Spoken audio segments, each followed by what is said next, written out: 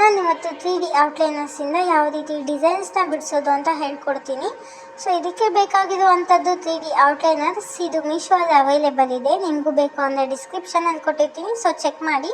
And this is tracing paper. So ಇದು ಎಲ್ಲ ಶಾಪ್ಸಲ್ಲಿ ಕೂಡ ಸಿಗುತ್ತೆ, ಆ್ಯಂಡ್ ಈ ಥರನೂ ಸಿಗುತ್ತೆ ಆ್ಯಂಡ್ ಬೇರೆ ಥರ ಕೂಡ ಸಿಗುತ್ತೆ. ಸೊ ನಿಮಗೆ ಎರಡು ಲಿಂಕ್ ಬೇಕು ಅಂದರೆ ನಾನು ಡಿಸ್ಕ್ರಿಪ್ಷನಲ್ಲಿ ಕೊಟ್ಟಿರ್ತೀನಿ, ನೀವು ಚೆಕ್ಔಟ್ ಮಾಡ್ಬೋದು. ಆ್ಯಂಡ್ ಈ ಒಂದು ರಂಗೋಲಿನ ಬಿಗಿನರ್ಸ್ ಆದರೆ ಪಿಂಟ್ರೆಸ್ಟಿಂದ ಡೌನ್ಲೋಡ್ ಮಾಡ್ಕೊಳ್ಳಿ, ಅಥವಾ ನಿಮಗೆ ಬರುತ್ತೆ ಅಂದರೆ ಡೈರೆಕ್ಟಾಗಿ ಪೇಪರ್ ಮೇಲೆ ಬರ್ಕೊಳ್ಳಿ.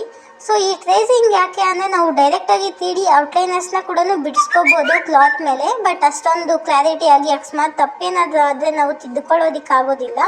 ಸೊ ಅದಕ್ಕಂತ ನಾವು ಫಸ್ಟ್ ಟ್ರೇಸ್ ಮಾಡಿಕೊಂಡು ಅದಾದಮೇಲೆ 3D ಔಟ್ಲೈನರ್ಸಿಂದ ನಾವು ಡಿಸೈನ್ನ ಬಿಡಿಸ್ಕೋಬೋದು. ಆ್ಯಂಡ್ ಇದು ಬರೀ ರಂಗೋಲಿ ಅಂತಲೇ ಅಲ್ಲ, ಸೊ ನಮಗೆ ಯಾವ ಥರ ಡಿಸೈನ್ಸ್ ಬೇಕೋ ಆ ಥರ ಡಿಸೈನ್ಸ್ನ ಬರ್ಕೋಬೋದು.